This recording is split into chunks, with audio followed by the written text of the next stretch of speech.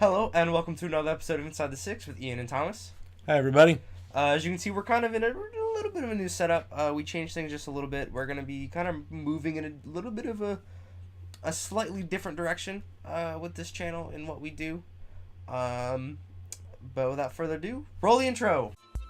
Dear Mr. A&R, we all struggling artists. Realize the world is cold, but we came here to spark it. Swimming little guppies in a sea full of sharks. It's gonna take a miracle to not end up hard. Alright, so week 8. Quite interesting week. Had a very big game played. And it was very exciting, especially towards the end. And preferably I would like to start that game. Okay. Man City Liverpool. Yes. It absolutely should have been 3 points to City. I'm not saying Liverpool played badly, but City did get a penalty, and it was missed.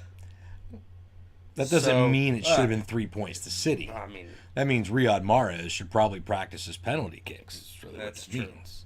But yeah, no, I agree. You know, on that point, yes, absolutely. I mean, missing a penalty kick is especially not just missing a penalty kick. I mean, it wasn't like it was a saved PK. It wasn't like it hit the crossbar PK. It was, holy crap, this thing, it just landed on Mars. It sailed so far of the crossbar. Insane. And the controversy over this was Gabriel Jesus had come on and he planned to take the penalty. It was in the 85th minute. They had already taken Sergio Aguero off, who's their usual penalty taker. So Gabriel Jesus stepped up, and Riyad Mahrez came running over from the sideline saying that Pep Guardiola had told him that he wanted Riyad Mahrez to take it. And then obviously Riyad Mahrez missed. So we know, what does Pep Guardiola do? You know, what did he say to Gabriel Jesus after the game? What was the reasoning? Exactly. You know, I mean, you've got a guy who's in form. You know, I mean, not that Riyad Mahrez is not in form, but you got a goal scorer who's ready to take the shot. I don't know. But yeah, based on that, absolutely, it should have been 3 points to City easily. The penalty, looking back, was or was not. Nobody cares anymore, but. But it was a great match. Yeah. I mean, it was a very exciting match. And was it the exact result that Liverpool supporters were looking for? But it's better than what it could have been. Exactly. Very easily. It very easily could have been a 1-0 loss. Absolutely. To Liverpool. Absolutely. So they did kind of miss a bullet there. And at this point, they are currently third in the table because of it. I think they would have been third either way, but they are tied on points with City and Chelsea. All three teams are tied at 20 points right now. So it's a very, very close title race very early on. Well, if Liverpool had won, they'd have 22 points. But if they had lost, they'd have 19, which means it would put them back. Still would have been in third place. Yeah, they would have been in third place, but they're closer now. Sure. All right. West Ham, after coming off of a very big game, beating United, they lost to Brighton. A fantastic goal from Glenn Murray. Hammerheads. Hammer still I die. It was a fantastic goal. I think one of the better goals of the week. And Brighton were able to pull out 3 points. Wolverhampton still on fantastic form. They are absolutely smashing the Premier League this season. They're running through smaller teams. They're taking on bigger teams head on and getting points. Everton got a much needed win over Leicester. Their form is kind of back on the rise. But that was a 1-1 draw until the very last second of the game when Gylfi Sigurdsson pulled one back. It was a game winner, and it was a fantastic rip. But yeah, Everton needed the win. Leicester was holding them off until it was if not the last action of the game, it was pretty close. So yeah, it's good to see them back in, getting goals and winning games. Tottenham got a 1-0 win over Cardiff. Not what I would have expected from Tottenham. No. They're pretty much in form right now. I mean, they're Tottenham. They're not struggling, but they're not firing on all cylinders just yet. And they're one of those teams you kind of have to watch. Are they gonna are they gonna fire on all cylinders and start really running away with it? Match week 7, no. They were at home. They're the London, not London Stadium. They were at Wembley, and got just that 1-0 to Cardiff. Yeah, Cardiff's not doing well, I guess, at all this season. No. It definitely should have been a bigger game for Tottenham, and they didn't. They didn't pull out what they should have.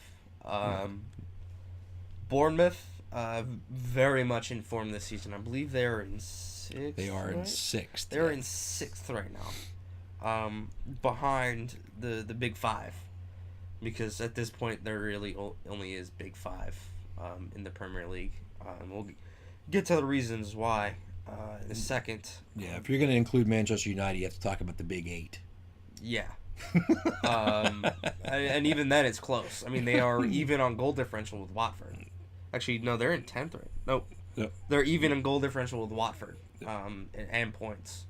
So I mean, it's almost the Big 9, but it's not. Well, yeah. But speaking of Watford, they did lose 4-0 to Bournemouth, which is kind of surprising. They had a fantastic beginning of the season, and they just haven't been performing. I don't know what's going on, behind the scenes. There might be something going on in the locker room that we don't know about. We'll have to wait and see. Hopefully they can pick up and get back in form. They're still having a pretty good season. I mean, they're still in 9th, so they're still, they're still in the top half of the table, which is pretty good for a team like that. But I mean, as it stands right now, they have a winning season. I mean, they're 4-1-3, so they're not doing terrible. They're doing much better than they have. I think it's just they're one of those teams that just they don't have the payroll to really bring in super big names. They kind of have to make do with what they've got. And then the fact that Richarlison left and went to Everton, it might have been kind of a big blow. Especially, I mean, Richarlison seems to be having a pretty good season with Everton right now, and I'm happy to see that. He's a young kid and he's got a lot of potential. And just kind of needed the break at a bigger club, to kind of unlock the potential, and I think that's happening for him right now, which is good. It's bad for Watford with a little bit, like that, because they don't have him, on the wing anymore. But they're like you said, they're not doing terrible. They're not doing as well as they were at the very beginning of the season. But, I mean, we're only at match week 8, and they got 2 weeks to kind of sort some things out, with the international break coming up. So, yeah, like you said, we'll see. Back to Bournemouth. I got one quick thing. David Brooks, 21-year-old attacker from Wales, absolutely tearing it up right now. Yes, having a good time. He's got 2 goals in the last 2 games. So, I mean, he's just, and they're absolutely brilliant goals. He's taking every chance he gets to prove why he deserves to be out on that pitch, and I think he does. Well, he's hungry. I mean, he's a young kid. He's got a lot of potential. He's got a lot of energy, and he's got skill. And he's got a nose for goal. I mean, he wants to put the ball in the net, and that's what he's been doing. 2 goals in 2 games. It's a pretty good start. Let's see where he goes. Yep. Kind of excited about that. Yeah, I hadn't even thought about that, but yeah, fun to watch. The big news: United went down 2-0 very early to Newcastle. You heard right, Newcastle. As in 19th place, Newcastle. As in 2 points from 24, Newcastle. That Newcastle. but it's not looking good for United either. I mean, they or for Newcastle, because they did lose 3-2 in the end. United scored 3 goals in the last 30 minutes, I believe. Yeah, give or take. Yep. Uh, With do you want to tell them, or do you want me to tell them? You tell them. You tell them. Tell them. the winning goal came from the most expensive player in the Premier League right now. It's unbelievable. He gets paid the most out of everybody in the league. That's unbelievable. Alexi freaking Sanchez scored a goal. Magic has happened. Jose Mourinho is actually a god, and he chooses how things go. Apparently, it makes no sense. No, we're talking about Alexis Sanchez, who last season broke the record twice for the number of times losing possession. Broke it 1 week and then broke his own record the very next week for losing possession. He's just had a really bad run for about 15 games now, maybe more. That he's played. Yeah, yeah. If he plays. But yeah, I mean, he pulled back the game winner for United, who, we're at that point we're staring a draw with Newcastle dead in the face. I mean, after fighting back from what could have been a loss to Newcastle. So, Wait. I mean, wait. I'm seeing a lot of really weird things. United gets a lot of their winning goals from Marouane Fellaini and Alexis Sanchez. Maybe we have no idea what we're talking about. But no, that's not true. We're awesome. Everything you know about soccer, you learn from us. These are. I mean, but it may have saved Jose Mourinho his job, because there were reports that he would be getting sacked on Monday. I like to think it gave him another couple of weeks. I think it did too. The problem right now, well, I guess it's an even more beneficial thing for Jose Mourinho, is the fact that we're going into an international break. Right. Well, that's what I'm saying. That's why I bought him a couple weeks. He's got those 2 weeks, and then whatever happens in match day 9 for the Premier League. It's. I think it quite literally is week to week for him. I mean, it's probably not great news, because coming back after the international break, Manchester United plays Chelsea at Stamford Bridge. That's gonna be fun. I'm excited. So Jose Mourinho could be staring a nightmare. Oh yeah. Peep the new Chelsea scarf. You're welcome. But it could quite literally be his last game. The team that fired him, no, I think he went to Inter afterwards. I don't remember what his career is. He's been all over the place. I think he did go from Chelsea to Inter. But I mean, one of his worst years of his career came from Chelsea, and they could quite literally end his most recent job. Yeah, and that's the first match of match week 9. By the way, it's the early match, early Saturday morning. There is no Friday match that week. So yeah. So come Sunday or Monday, old Jose Mo could be. I might title this episode #Mo Out Part 2. You never know. I mean, it's maybe because stuff like that. They were at Old Trafford, and Newcastle was up 2-0 at halftime. Newcastle was up 2-0 in the 70th, 60th ish. I forget. And that's what it was looking. They were staring defeat dead in the face on their home patch. And United fans, and I'm sure the board of directors, are not going to allow that mess to happen too many more times before they start looking for somebody who can clean up the mess. Especially when your manager claims he's the special one. Even he's not dumb enough to have claimed that for a while. The pundits and the commentators have not used that phrase in describing Jose Mourinho in some time. That's true. Since probably before he left Chelsea. I think was the last time I remember hearing them call him the special one. But certainly not since then. It's just not happening. Whatever. Moving on, the next match was an absolute slaughterfest. And it was a decent game. I wouldn't even call it a slaughter I fest. think Fulham just kind of got they got unlucky a lot. They couldn't finish. That's true. They had their chances. And listen, and we were watching the match, and against Arsenal, and Arsenal pushed, and Fulham pushed back. Arsenal broke, got them on the counter, and they finished. I mean, their keeper got stunned, more than once. And I think maybe he could have done, better. I'm not a goalkeeper. I've played goalkeeper, and I'm not a goalkeeper, but I think he could have done a little bit better in some things. I could be wrong on that. I mean, that's just my opinion. But the fact that, Fulham, they reacted properly. I'm going to give them props for this. Arsenal attacked, scored a goal. Fulham pushed right back and just didn't convert the chance. They created the chances, they just didn't finish them. Arsenal broke, countered, another goal from Lacazette, 2 from Lacazette, 1 from Ramsey, 2 from Aubameyang. And all of them, pretty good goal. Aaron Ramsey's goal was actually was pretty awesome. And let me just point out, Aubameyang came on in the 62nd minute for Danny Welbeck. And according to FotMob, another shout out to FotMob, he was man of the match.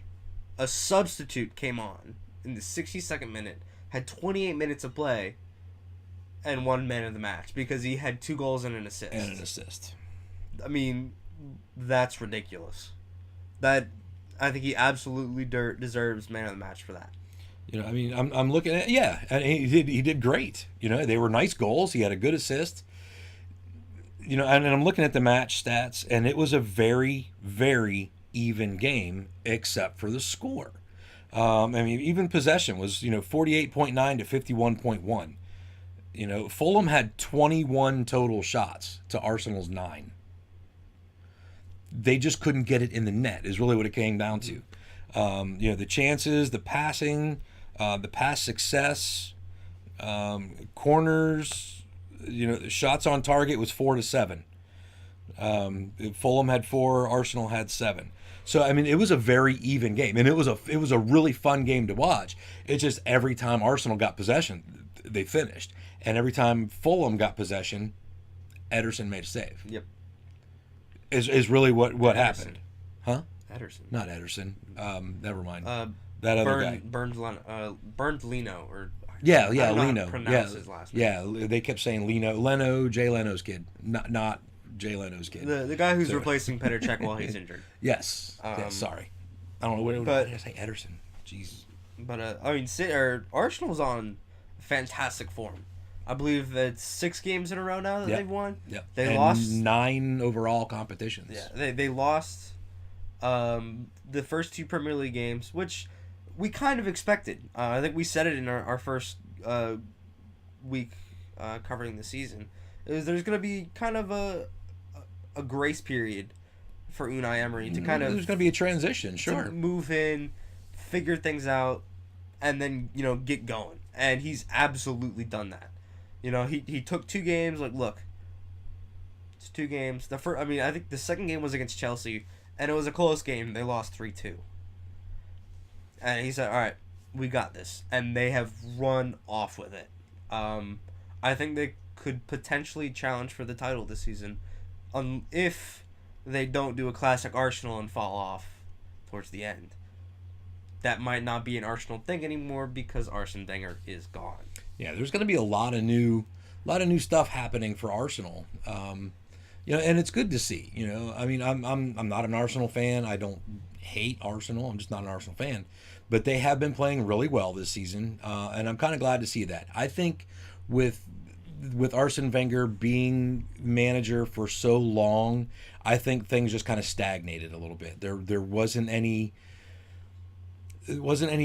fresh coming in. He's bringing in new players, but the style of play never changed. And it's one of those things that you have to change up your strategy every now and then. You can't just keep playing the same thing over and over and over because eventually people figure it out and they find out how to defend against it, or they find out how to get around it, and they find out how to frustrate it. And I think that's what was going on with Arsenal, and I think that could be the cause of why they lost some of their better players along the way. They were just getting frustrated that things weren't happening, and they, they went in search of greener pastures, so to speak. And now with Arsene Wenger stepping down, stepping aside, whatever, and Unai Emery coming in, fresh blood. They've got fresh ideas. And Unai Emery is his last job was PSG, so I mean he's he's a fantastic manager. He's won Ligue 1 titles with PSG. He's challenged for Champions League with PSG. I mean, so he's a world-class manager. He's a legit manager. Yeah. So we'll have to see what happens with that. The last game, Chelsea-Southampton. I'm very, very, very happy that Alvaro Morata is on the score sheet this week. He absolutely needed it. He got a goal in the 90th plus 3 minute. I think his goal drought is kind of starting to come to an end. He had a very strugglesome season last year. He started out strong and kind of went into a goal drought towards the end, and it carried over onto this season. But he's kind of starting to fix it. He had a goal in Europa League as well. So hopefully that's coming to an end. And Hazard with another goal. I mean, just Ross Barkley on the score sheet for Chelsea. When's the last time you heard that? I almost forgot he was on the team. He left Everton, I think, like a year and a half ago. Yeah, it's been a while. But he hasn't really got much playing time because, I mean, in the midfield, you've got, Kovacic, Jorginho, and Conte. I mean, that's a pretty solid midfield. Yeah, that's going to be a hard midfield to break into, especially for a guy, and not slighting Ross Barkley, but I mean, he's been around a while. He's a little, just slightly long in the teeth. He's got a couple miles on him. I think he's still got plenty of playing ahead of him. I just don't think it's going to be at the high level when he first showed up with Everton. I mean, he was a household name at Everton. I don't think that's going to happen for him anymore. Again, not slighting him. I think it's just that stage in his career. He's kind of turning the corner to the downhill side. And it is what it is. But good for him. Way to get a goal. Nice job. He got an assist too. And an assist. But again with Eden Hazard, I mean he's tearing up EPL this season. He absolutely wants Golden Boot, and he's got quite a big lead for it as well. I believe he's at least 2 goals ahead of anybody else. I think he's got 7, and the next closest person has 5. Correct. Alexander Mitrovic is number 2 from Fulham. Yeah. So but he wants it. Especially after missing the first 2 games after coming back from international, from the World Cup. And he's still got 7 goals in 6 games. It's insanity. So he's on form, and hopefully it's carrying over. Do have some sad news for Chelsea fans if you haven't seen it on Instagram. He has come out and said that he unfortunately does have to stop his classic celebration of sliding on his knees because it is quite literally tearing up his knees. Well, that and the fact that everybody else is doing it now anyway. Exactly. He made it cool. He's got to do something else now. But especially with his goal rate, he's going to continue tearing up his knees even worse if he does. So that's it for the games this week. And I think the biggest game next week is most definitely Chelsea United. I think so. That's gonna tell a lot about what's gonna happen for a good part of the season for one of those teams. And I'm talking about United. With the rumors of Jose Mourinho being ousted. It's Chelsea. Chelsea's in form. All of their shooters are in form. Their goalkeeper's in form. United's going to have to work, and they're going to have to work together. And I think that's their biggest downfall is they're not able to do that right now. They have quality. They have talent. They just don't have good teamwork for some reason or another. They managed to pull off a win, and it was a pretty dramatic comeback win and I'm not taking that from them. But I think, like I said, until the very last seconds of the game, they were staring, a draw in the face to a bottom of the table team. And coming up, to fight against Chelsea, I think it's gonna take everything they've got. In order to come away with those, and that, and the fact that they're going to be at Stamford Bridge, so they're going to be on Chelsea's patch, and Chelsea's got a pretty loyal, formidable fan base. The Chelsea fans are, it's going to be a big thing for them. Chelsea, I think, is going to, they're going to do Chelsea. They're going to work as hard as they can to make sure they come up with those 3 points. United, I hate to say that they're not going to be able to, but I mean, I'm going to tell you right now, Chelsea's going to have 3 goals. United is going to have 1. That's my prediction right now. It's going to be Chelsea 3-1. I'm going to say 2-0. 2-0 Chelsea. I believe in Kepa. The unstoppable wall. Yeah, I mean, we'll see. But I think that's a legit. We got a little bit of news as well coming out of this week. Oh yeah. So in the next round of the EFL Cup, Frank Lampard's Derby County have been drawn against his former team Chelsea. And because Derby County has some players on loan from Chelsea. And normally the agreement there is, loan players can't play against their host or their mother team.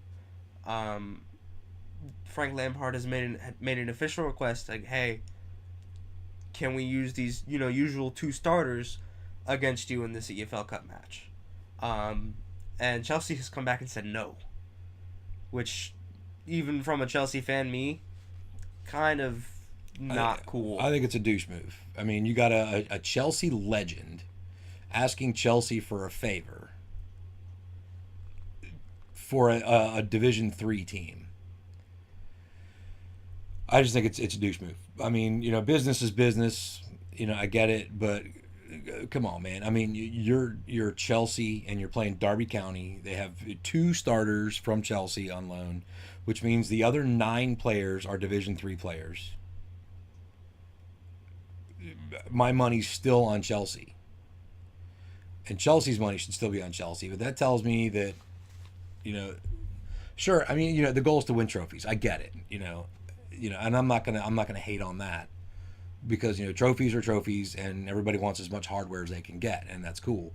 But I mean, this is a D3 team. I mean, seriously, what are the chances that Derby County goes through and wins the EFL Cup? I'm not a bookmaker, but I'm going to say it's probably pretty low. If you put money on Derby County and that comes off, you are an extremely wealthy human being. Yep. You're going to win huge. Huge. Hashtag huge. But the next big piece of news is more on a lighter note. FIFA have I don't think it's FIFA actually. No, the French Football Association have released their 30-man shortlist. The FFF? For they're like the chickens or something, the roosters, I don't know. It's a word I can't say on YouTube. They won the World Cup, whatever. Yeah, the FFF. But they released their 30-man shortlist for the Ballon d'Or. Obviously the game's biggest prize for an individual player. I think as that gets whittled down a bit, we'll cover a little bit more, see some of the big names, maybe some surprises on the list. But I think with that, that's all I have. That's all I have. I have nothing. All right. We will watch some international games coming up this week. Cover those next episode, and be preparing for the next week of EPL. Outstanding. So, with that, this is Inside the Six with Ian and Thomas. Thanks, Thomas, for all the hard work with the editing and uploading and the social mediaing. and with the t-shirt shop and all that stuff. So you check out the t-shirt shop. Thomas is still wearing one of the original logos today, but you can still get the breast cancer logo shirts and hoodies. 20 more days? 21 more days. So that goes through the end of October, Breast Cancer Awareness Month. Proceeds from those sales will go to breast cancer research, and we'll match that. So check out the t-shirt shop, buy a bunch of t-shirts, and all that stuff. Save the tatas and good stuff like that. But Thomas handles all the social media and stuff too. Thanks for that. He does all the editing. Special thanks to our good friend Macrophonic MC, who allows us to use his super cool music for the intro and the outro. Check out his music. He's got new stuff. He's got a bunch of old stuff that's still around. So you'll see those links there. Check those out. Subscribe. Hit the little bell so you get the notifications.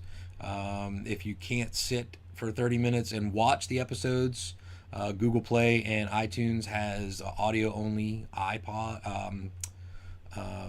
podcasts. So check those out if that's what you want to do. We appreciate it. Tell all your friends, tell your neighbors, tell your loved ones that Inside the Six is the coolest soccer show on YouTube. And I think that's it. I think you covered everything. Okay, cool. We'll see y'all next time. See you next time. Dear Mr. A&R, we all struggling artists. Realize the world is cold, but we came here to spark it. Swimming little guppies in a sea full of sharks. It's gonna take a miracle to not end up